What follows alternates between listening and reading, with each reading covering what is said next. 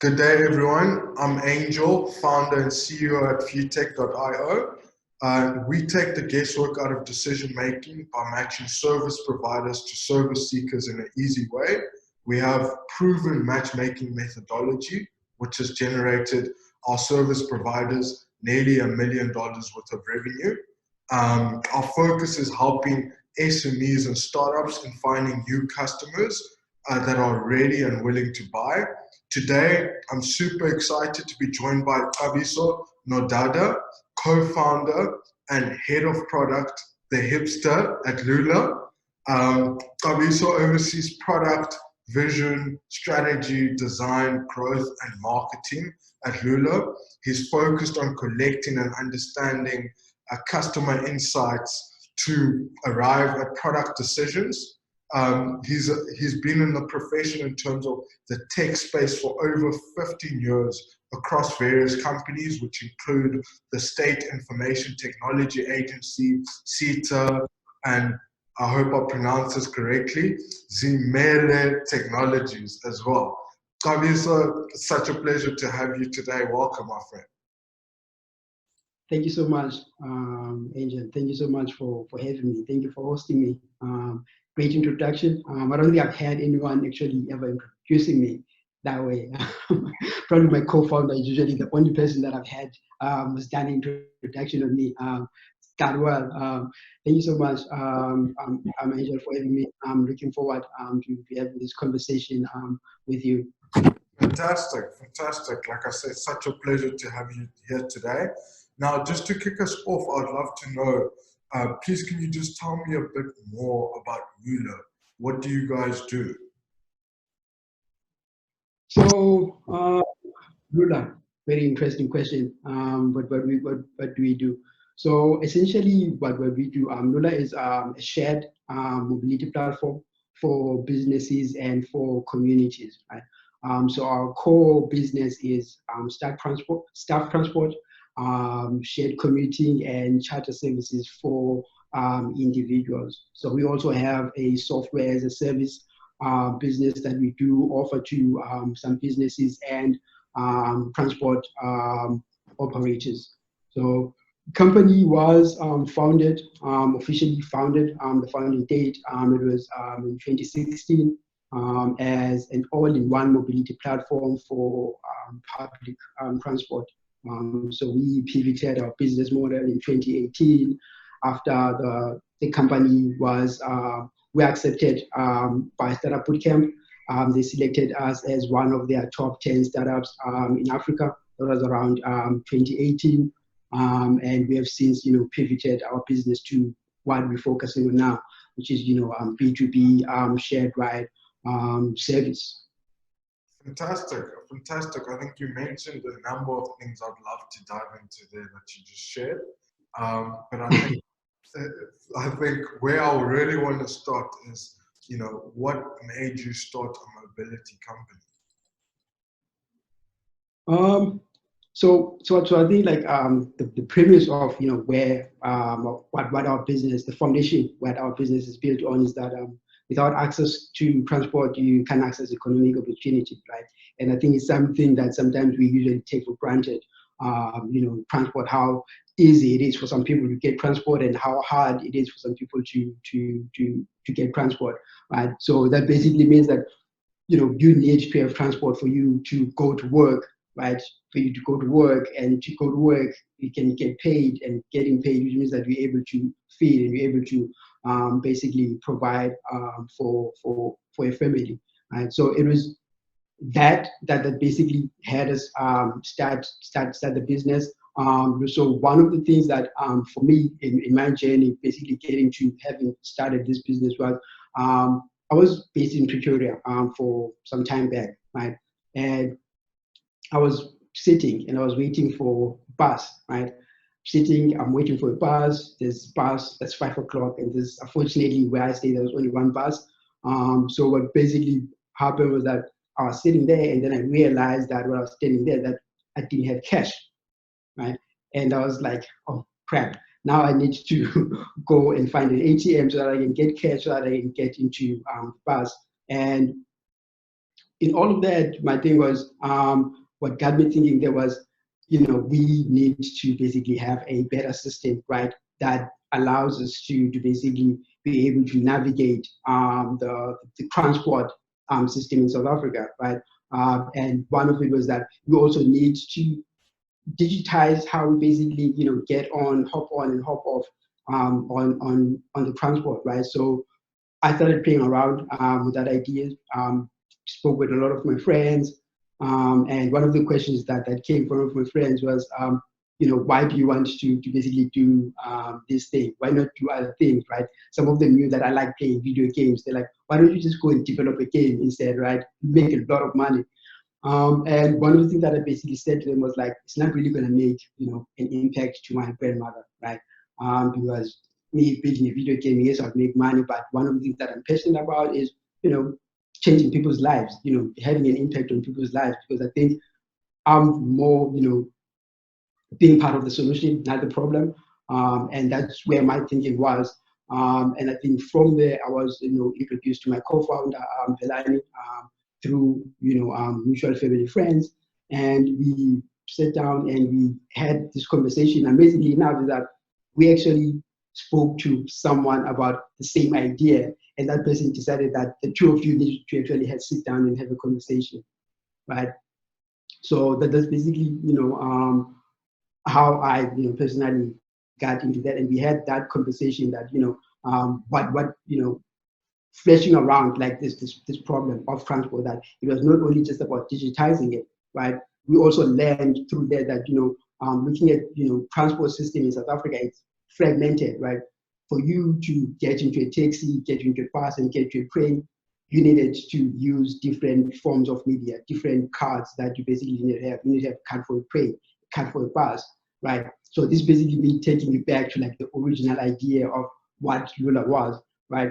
Building that all-in-one platform for public transport, right? So that's basically, how we basically started. It was just about solving the transport problem, because you have people that, you move into a new city and you're trying to understand transport, you're trying to navigate transport, and you have people that need to get from home to work, that work, late hours at night, and those people need safe and convenient transport for them to get from home to work, right? And it was those problems that, I was sitting with, and, Velan and I were sitting with, like, we need to basically find a solution for this. We need to build a solution for this this problem, right? So that was basically, why I basically, started a mobility company. Fantastic, fantastic. I think that's such an awesome story. I mean, both yourself and I are obviously based in South Africa. And I think some people might not understand, obviously, the logistics of how it works in South Africa in terms of, the CBD is majority where people work. And a lot of people live, especially, majority of the middle class, working class, live out on the outskirts of the cities and have to usually take public transport, which takes them about 2-3 hours to drive just to get to work. And then at the end of the day, another 2-3 hours standing in line and then getting into transport to get back home. So, I think that's such an awesome story, and I can see the need for that and how you can change, and how you guys are changing the way that companies support their workers, especially people that live very far. A lot of people spend most of their time in traffic or looking for transport, but there's no clear ways. Where do you go? So I think that's such an awesome, problem that you guys are solving, especially in the heart of South Africa, around Cape Town, around Johannesburg, and there's a big need for it. So, heads up and well done on obviously what you guys are doing. And tell me more about your target, obviously who your target market is, because I understand that in South Africa we've got Uber, we've got Taxify, we've got Didi, and I'm gonna send Didi, Taxify, all of them an invoice for speaking about them on this on this webinar. But we've got the three of them, and obviously, you know, they're also in mobility, but they do something very different to what you guys do. So maybe you could just expand on who your target market is and how you guys are different from them. Yeah, so I mean that's interesting, because like one of the questions that we usually ask, right? That how are you different from, you know, the likes of Uber, the likes of Didi, the likes, you know, all of these other ride sharing platforms, right? So for us, our main core and our focus is businesses, it's companies, right? So we purely focusing on companies and transporting those company commuters from home to work and back, right? In a scheduled manner, because those are the people that we are focused on. We don't pick up people on the side of the road, right? We pick people up, you know, from their homes from their homes straight to work, and back. So those people basically, you know, would have this transport system that's basically planned around their lives. They don't have to plan their lives around the transport is planned around their lives, because these people have schedules. What time do they need to arrive at work? What time do they need to basically leave at work? So they go into our system, onto their mobile app, the LULA mobile app, and somebody can basically go in there and book their schedule for the entire month, right?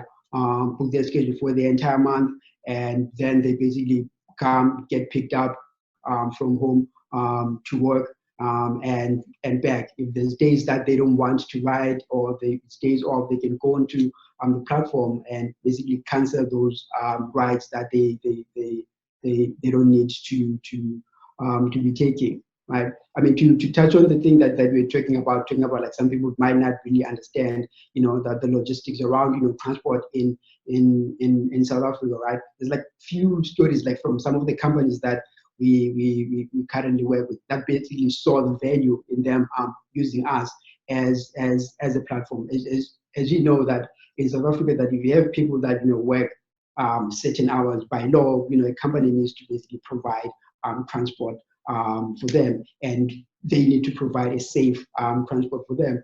Like, so one of the ladies that, you know, was now taking our system, right?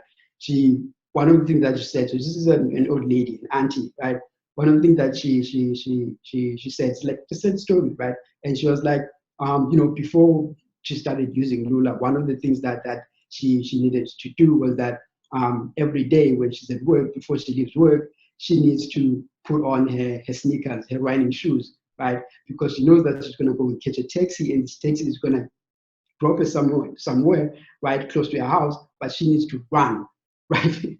She needs to run to basically get home, right? And, you know, for us, those, like the people that you know, we like mostly I'm targeting, because we have a lot of those people. As you say, if you look at Cape Town, you have a lot of those people. They stay in the outskirts, right? And they have to live in late hours of the day, right? They need to live in late hours of the day or early morning, because some of the times it's early morning. They need to be at work in early morning. And ours is to make sure that, you know, they have a system that they can use for them, you know, to arrive at work safe, to also arrive back at home safe as well, right? So, you know, so that's basically how we basically you know, are pretty much different from I think those companies in terms of who we focusing on, right? We not focused on individuals. We focus on,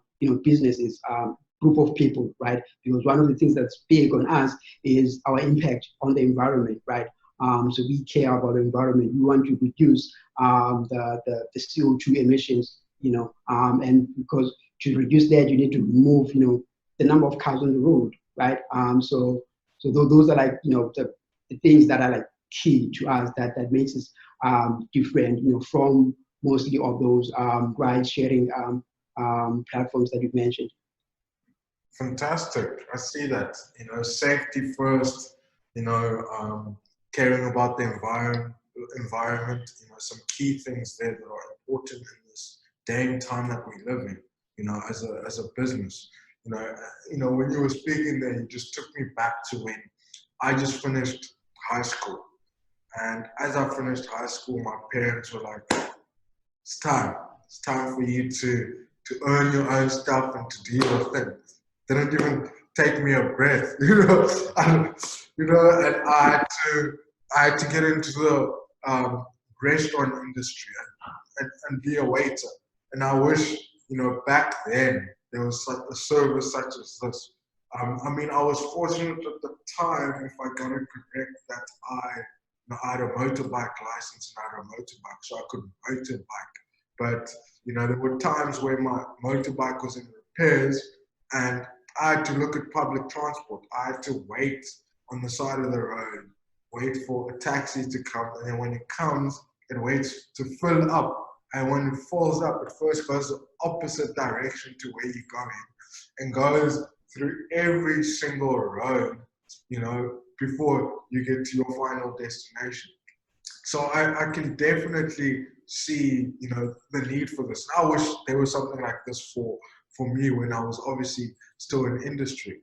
Now, as I said, you mentioned a couple of things that I want to, even dive deeper into. And one of the things, as you were, speaking about where you came from to where you are right now, you mentioned that, and through our conversation that we've also had previously, I understand that after 2 years of you guys building the company, building LULA, you decided to pivot and also, to pivot and introduce a new product or service. Maybe you can tell us a little bit more about that. Yes, thank you. Very interesting story. I think probably a lot of startups have gone through this. So as I mentioned earlier, so our business was all-in-one mobility for public transport. So spent a lot of years, 2 years building that. We outsourced our tech to India, and we continue building that. And because we're partnering with, we're going to partner with government, and as you know, their processes are quite longer. And as a startup, we don't have, that long life for us, to be waiting. And so we had outsourced our build to India, and find out after 2 years that there was actually nothing under the hood. Nothing under the hood. Lost about 2 million rands. Lost about 2 million rands after 2 years. And dollars for people that are listening that don't understand rands. Oh man, I'm just trying to now do my math in conversion into dollars. 2 million rands. It's about 150K dollars. Yes. I think it's about, yeah, my math might be a little bit off, I think, but it's about 150K. So we lost that much, and then we realized that what we had built, right, besides us, didn't have experience, we built this thing, made a lot of assumptions, and it wasn't really working. It was us being asked the question of, how do you eat an elephant, right? You can't just swallow an elephant, you have to chop it into pieces and eat it piece by piece. And us pivoting to what we're doing right now, focusing on the companies, was part of us eating that bigger elephant that we're still trying to solve in the beginning. So it was really hard decision, to be honest, because I'd spent a lot of time building this product, and now having to be told that if you want to grow from where you are, you just need to forget what you've been building and basically start from scratch, start from beginning, right? And it might sound like it was an easy decision. It was a really hard decision, right? Having to sit down and make the decision first, right? That decision, like, okay, cool. I'm gonna sit in this stubborn and say that, no, we can still solve this problem, or are we gonna look into the advice and we're getting from people who have experience in terms of that we can still solve this problem that you want to solve, But instead of approaching it this way, you can break it down into pieces, approach one part of it and nail that part, and then you can then expand from there, right? And that was like the whole thing around us pivoting. That was like after 2 years, having lost, the 2 million rands, about 150,000 US dollars, finding out that the people that we're working with, the team that we're working with in India, had basically screwed us over. Really, really expensive lesson. We call them expensive school fees, right? And then we pivoted our business, started over, built from scratch what we now currently have. So that's basically how that pivoting came about. And then in terms of us having a new product, right? So as you know, around 2020, COVID hit, right? And when COVID hit, because we work with companies that take people home, a lot of people stopped coming to work. They started working from home, right? Our company was greatly affected by that, right? So it was all about survival. We got into survival mode, right? So we have a Slack channel at work.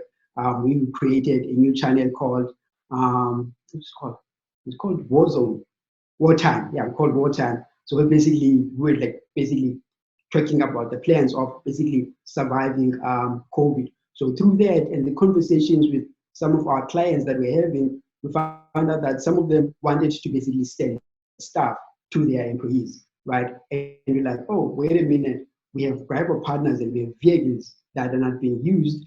Then why don't we then take those vehicles and use those vehicles to do deliveries, right? And then came other small businesses that, because now people were working from home, people wanted to buy groceries and get those things delivered to them. And then that's when the new product was born. That was never part of our plan, right?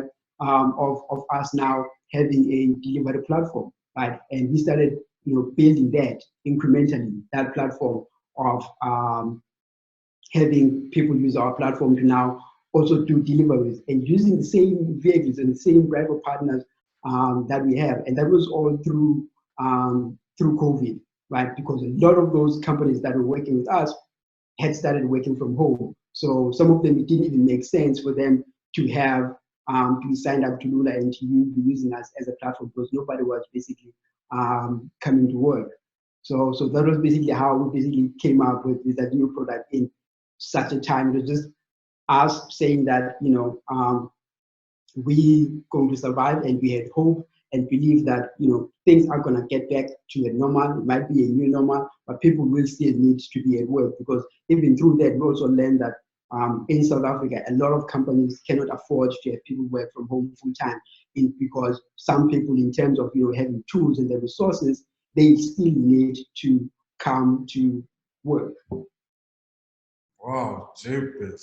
Such a story. First and foremost, it's quite an expensive lesson that you had to learn there. My sincere apologies for that experience. Jeepers.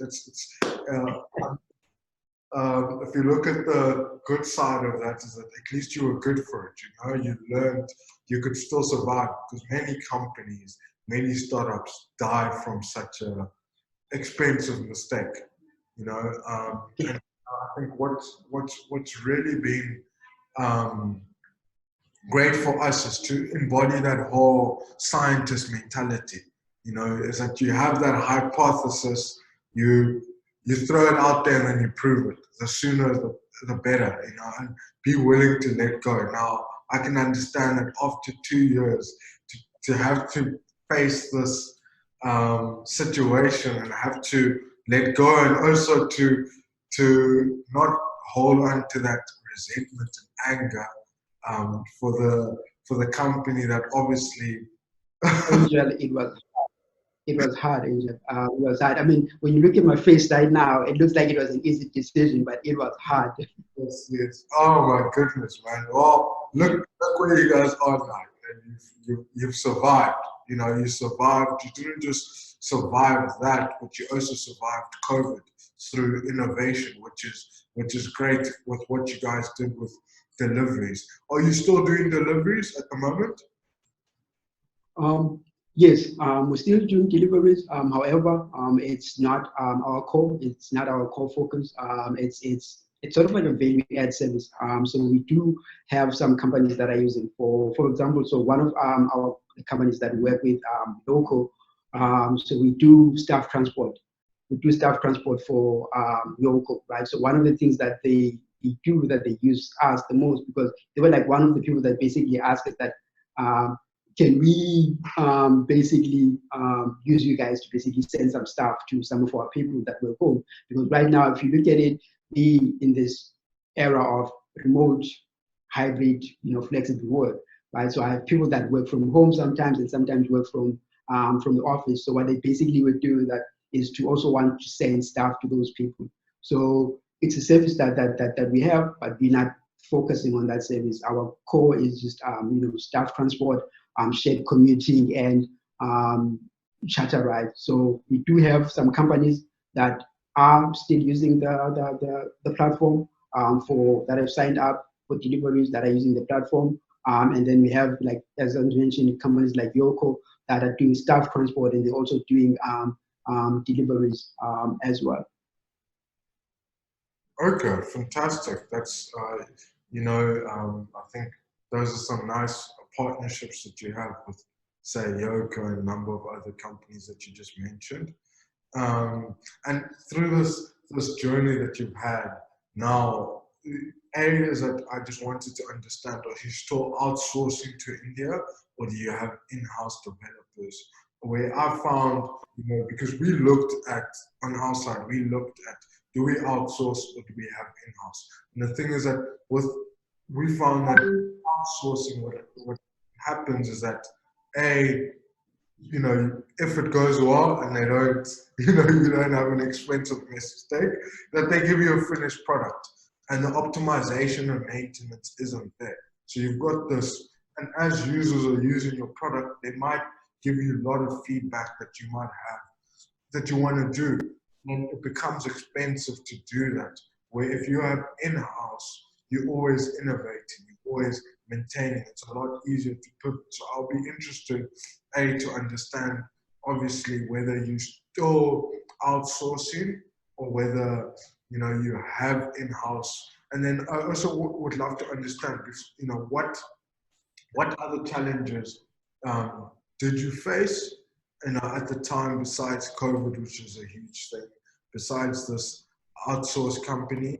I must tell you, I also have my dev team from my guys are in India, so not every company in India is bad.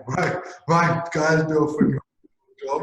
So I just want to put it out there, people not to think like, it's just a case-by-case scenario. It could have been a company in South Africa. Yeah, yeah, exactly. Now, that's my experience. yes, exactly. It's a personal experience, very unique, but it happens. Now, I'd also love to understand the challenges. What other challenges did you face as a startup to get to where you are? Because, being a founder in Africa, or starting a business, even in South Africa, where South Africa is really, really developed, but the startup ecosystem is not as developed as it is in Nigeria or other parts. What other challenges have you faced to get to where you are that, other co-founders, whether it's new co-founders or existing founders, could learn from? Yeah, really great question. I mean, so to start about, are we now outsourcing or are we in-house? I think from that experience, the decision was I want in-house. So we then went out and started looking for developers to hire to join us full-time in-house. In fact, we even now partnered with Offers to basically help us in there, to basically try and get more talent. I mean, that's just like one of the challenges that I think we've also faced has been around getting talent, getting the right skills, man. I think there's quite a lot of companies that are looking for developers. I think especially in this day and age. there's, the demand for developers and highly skilled developers is high, right? Which is why we basically had to find a partner, somebody who can make it easy for us to basically do the recruitment, the recruitment part, man. I mean, one of the things that I think I can talk about when when we talk about challenges that we face as a startup. I think one of us, one I think for us was when we started raising our seed round, right? I think we didn't anticipate that it was going to take that long, right? We thought that, okay, we now raising our seed round, we just came from startup bootcamp, really great experience, something that I would actually recommend to a lot of companies and a lot of founders. I think going through an accelerator is something that for us really helped. I think after that 2 years, going through an accelerator, it's something that I would vouch for.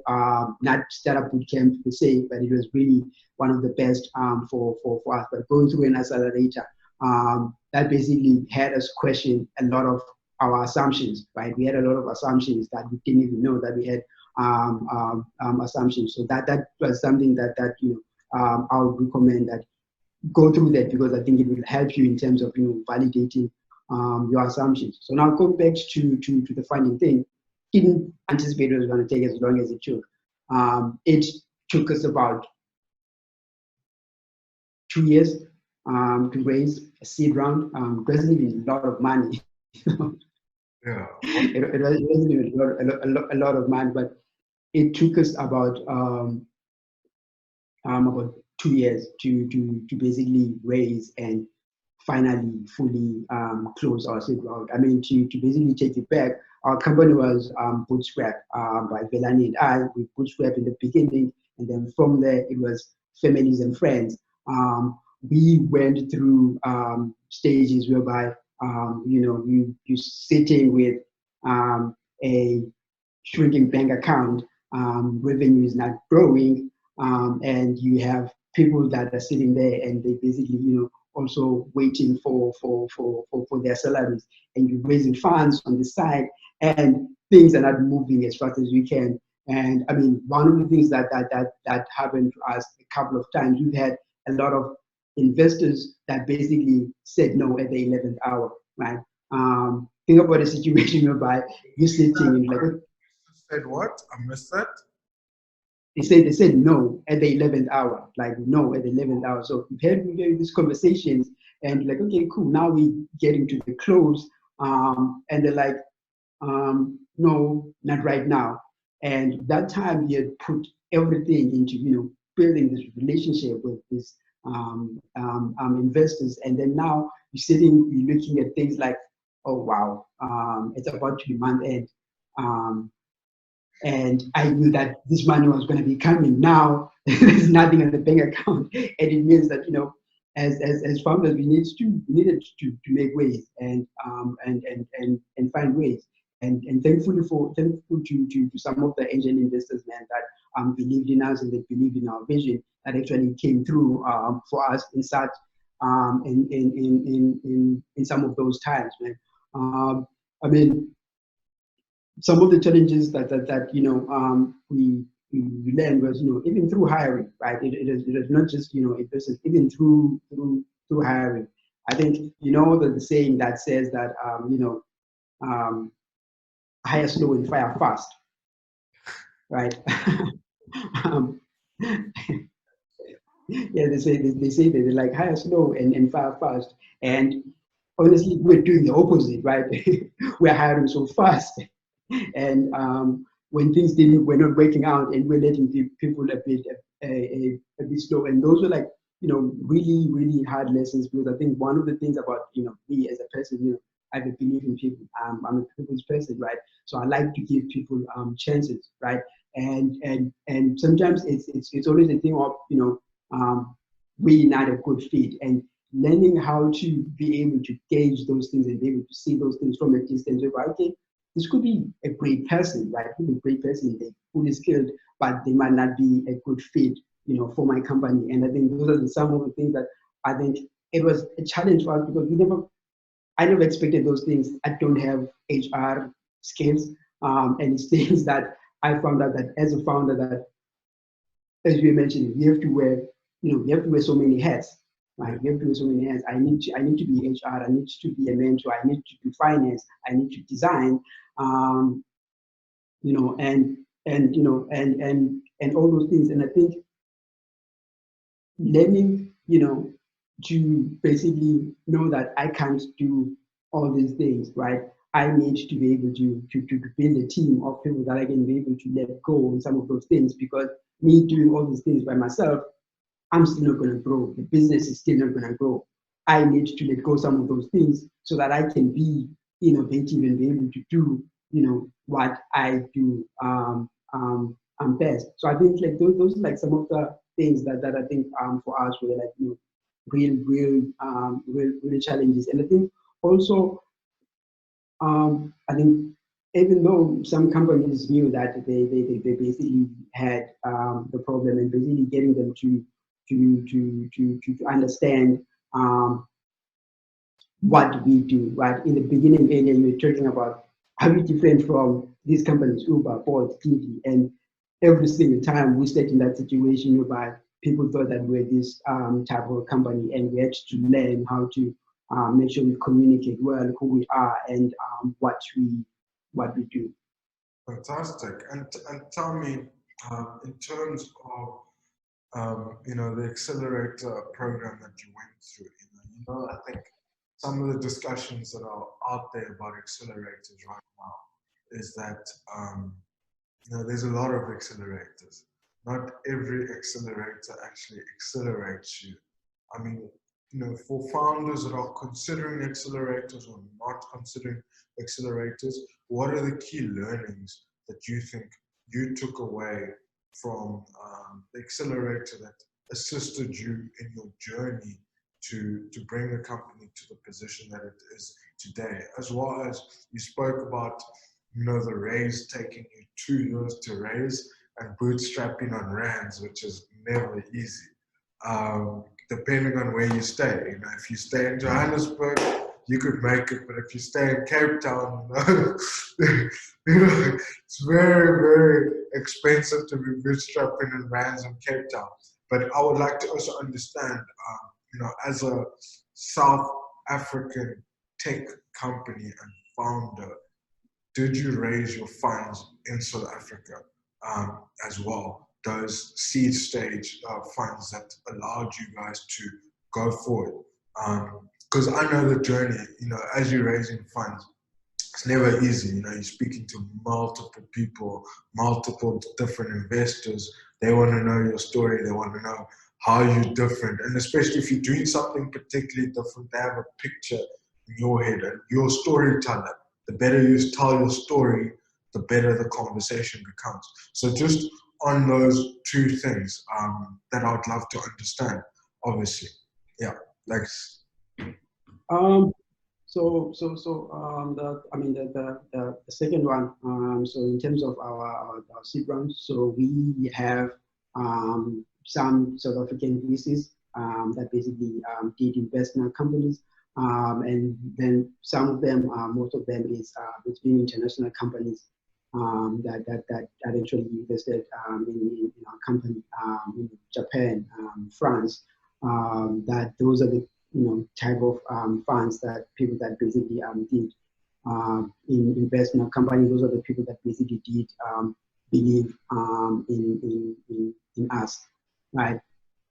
So I mean, in terms of accelerators and what we learned, I think from my side, like one of the biggest learning, something that they used to beat us about at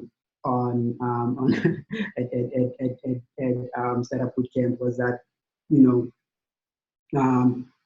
things are not ASAP as soon as possible, right? You need to create things with urgency, right?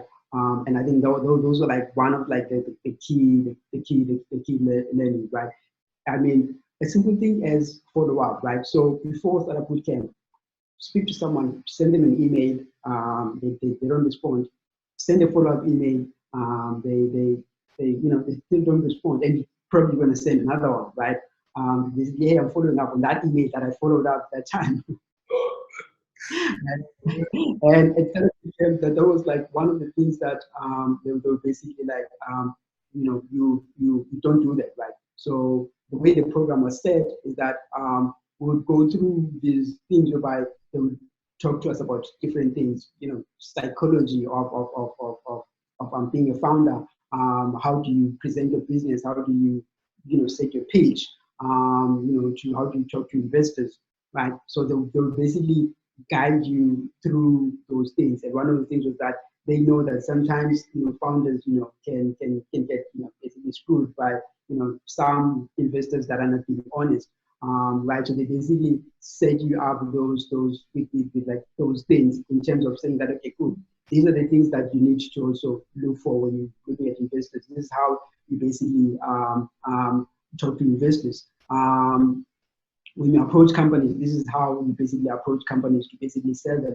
You need to set your pitch in a certain way when you're talking to people that you're selling to, and you need your pitch to be a certain way when you basically are talking to investors, right? They basically had those things, and always bringing things into us about the agency of things. So if you send an email and somebody is not responding, pick up the phone, call them. There's no need for you to be sending another email. That's not following up. You're not, people might see it and might ignore your email. You need to pick up the phone. You need to actually talk to the person. And it was also leveraging on your network. That's something that I also did, leveraging on your network, right? In Startup Bootcamp, they had a lot of corporate partners, right? Which are the people that basically, some of them gave us our first POC through that partnership. And that's things that for me, I'll basically be recommending that you join an accelerator, right? Because some of them have got corporate partners that are in line with what you're doing, right, as a business, and they might need your services, right? And having an accelerator that can go in there and speak for you before you can actually go and speak to them, right? I mean, another example around that, right? We wanted to do a POC. It was with Old Mutual, right? And they set up a meeting for us to go and speak to them, and we went and had this conversation with them. I mean, for Old Mutual to make a decision, we went into a meeting that was supposed to be an hour. The meeting took 10 minutes, and they made a decision that we're going to do a POC with you guys. And that went through the fact that we had a relationship with Startup Bootcamp, and they had a relationship, partnership with them that basically said that we have these companies that want to try certain things, and because they like, we trust these people, they have quality startups that need to try new things.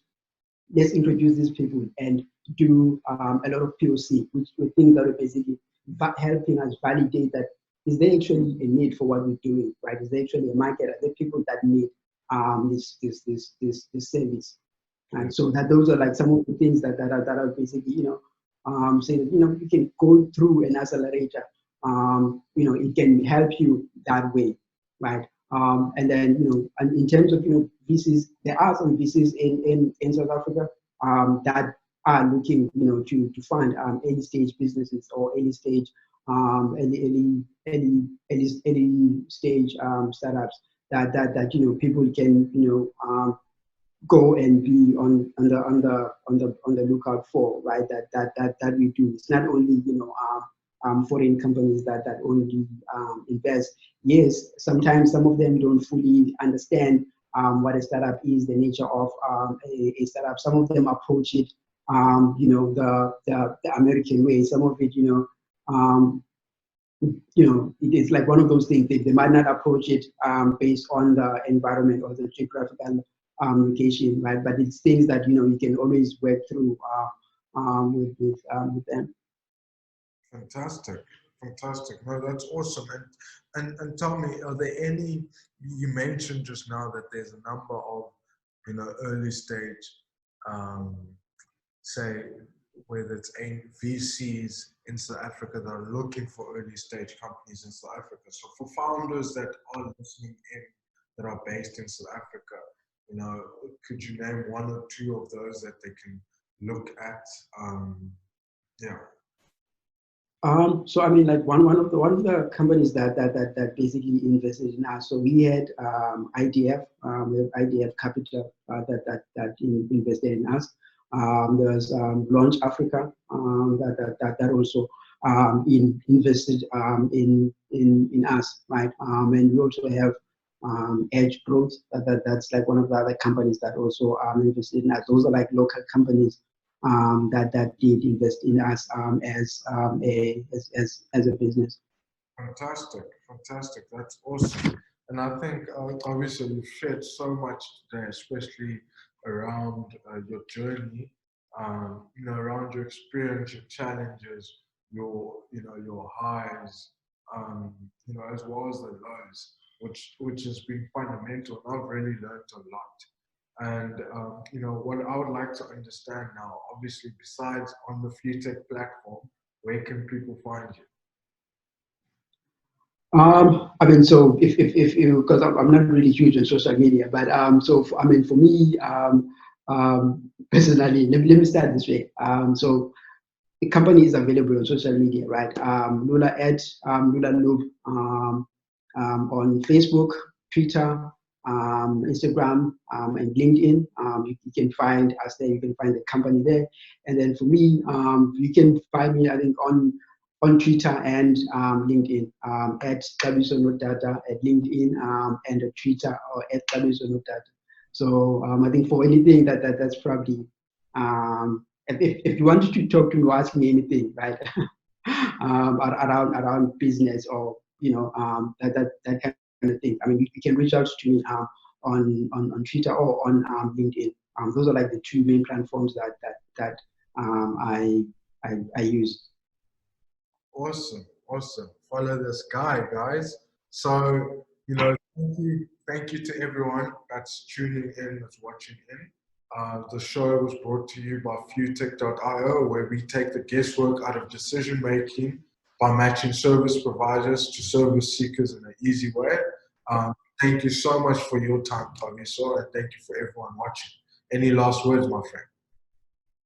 Thank you so much, Angel, for having me and letting me share my story and share my journey. I mean, I usually think that I don't really have nothing to share, but I've also learned that I think through the experience that I have, somebody can actually learn something from what I went through, from what I've actually gone through. I think thank you, and Futech, for basically also giving me this platform to basically also share and to share my journey and everything.